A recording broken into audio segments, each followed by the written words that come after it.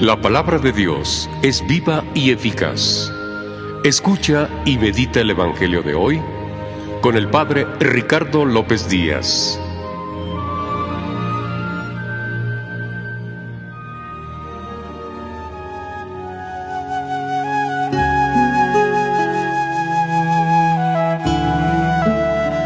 Hoy, lunes 2 de septiembre, escuchemos el Santo Evangelio según San Lucas. En aquel tiempo Jesús fue a Nazaret, donde se había criado. Entró en la sinagoga, como era su costumbre hacerlo los sábados, y se levantó para hacer la lectura. Se le dio el volumen del profeta Isaías, lo desenrolló y encontró el pasaje en que estaba escrito: El Espíritu del Señor está sobre mí, porque me ha ungido para llevar a los pobres la buena nueva, para anunciar la liberación a los cautivos y la curación a los ciegos, para dar libertad a los oprimidos y proclamar el año de gracia del Señor.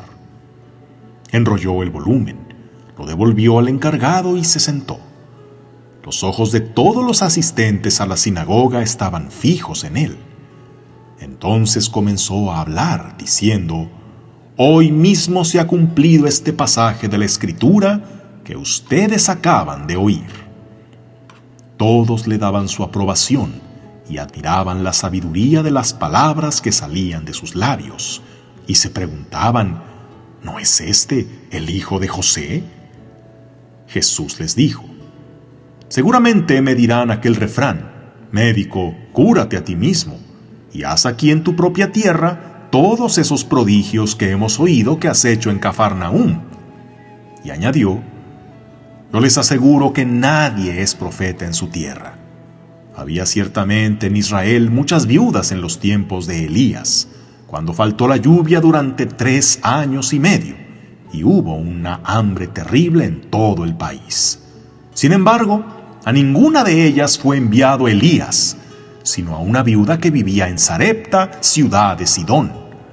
Había muchos leprosos en Israel en tiempos del profeta Eliseo. Sin embargo, ninguno de ellos fue curado, sino Naamán, que era de Siria.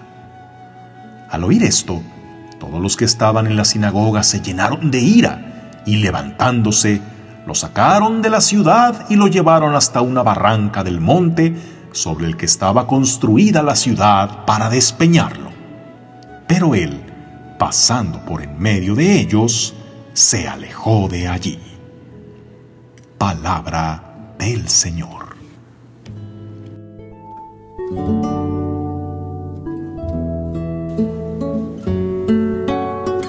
Dicen que entre los 5 más grandes miedos que tenemos los seres humanos, junto al miedo a la muerte, a las alturas, la fobia a los bichos y arañas, se cuenta también el miedo a hablar en público. ¿A ti cómo te va con eso? ¿Eres de los que sin problemas se desenvuelven ante una audiencia?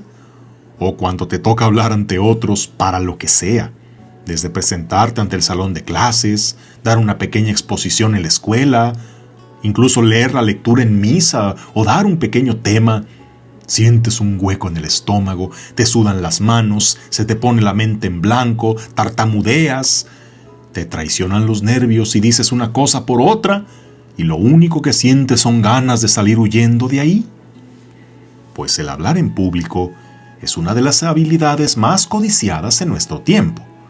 Por doquier vemos que se ofrecen cursos, talleres, certificaciones de oratoria, para así tener mayor influencia en la política, en los negocios y por supuesto en la predicación. Si me preguntan cómo me ha ido a mí con esto, pues imagínense, para alguien que fue un niño tímido e introvertido, vencer su temor al hablar ante los demás, eso para mí era impensable, hasta que desbloqueé esa actividad en mí cuando gané mi primer concurso de declamación. Ahí empecé a perderle el miedo y a animarme, desde declamar un poema hasta contar un chiste, a apasionarme en el arte de comunicar. Pero el temor volvió nuevamente cuando concursé en oratoria y a medio discurso se me olvidó todo y me bajo del podio dando pena ajena. Pero no me di por vencido y me seguí preparando para después ganar el primer lugar en todos los concursos que participaba. Sí, tomé varias certificaciones, aprendiendo de experimentados conferencistas las técnicas para cautivar a una audiencia, para esquematizar un mensaje, para comunicar con palabras y con lenguaje corporal. Aprendí muy bien lo que he de hacer y no hacer cuando se habla en público, desde la homilía de una misa hasta una conferencia en un gran teatro. Y te preguntarás, con razón, por eso tu mensaje llega a tanta gente y por eso te invitan a predicar en tantos lugares. Y con toda franqueza te responderé, definitivamente no. Hoy comenzamos la lectura del Evangelio de San Lucas, comenzando por este pasaje en el que Jesús se presenta en la sinagoga de Nazaret, su ciudad natal. En este pasaje podemos encontrar en Jesús todas las características de un gran orador. Logra que los ojos de todos los presentes estén fijos en él. Destila el carisma hasta por los poros, en su voz, en su mirada, sus palabras que hacían vibrar a la gente hasta decir, este sí habla con autoridad. Si analizamos su discurso, vemos que cumple con las reglas de la retórica clásica. Abre con un exordio que cautiva la atención, plantea la idea que va a desarrollar, da ejemplos bíblicos que demuestran su proposición y sus argumentos son tan contundentes que nadie los podría refutar. La oratoria de Jesús es impecable. Es considerado maestro de maestros en este arte. Pero, ¿cuál fue el resultado de aquel discurso? En un discurso así, la gente suele pararse a aplaudir. Pero en este, la gente se levantó furiosa a querer desbarrancar a Jesús. ¿Pero qué pasó si cumplió con todas las reglas del buen orador?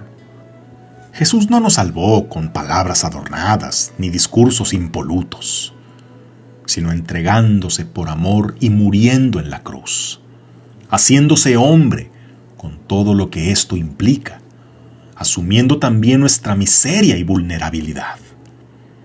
Otro ejemplo de gran orador es San Pablo, que sin embargo, en el fragmento de la primera lectura de hoy, no vemos al elocuente predicador, sino al hombre frágil que dice, cuando llegué a la ciudad de ustedes para anunciarles el Evangelio, no busqué hacerlo mediante la elocuencia del lenguaje o la sabiduría humana, sino que resolví no hablarles sino de Jesucristo, más aún de Jesucristo crucificado.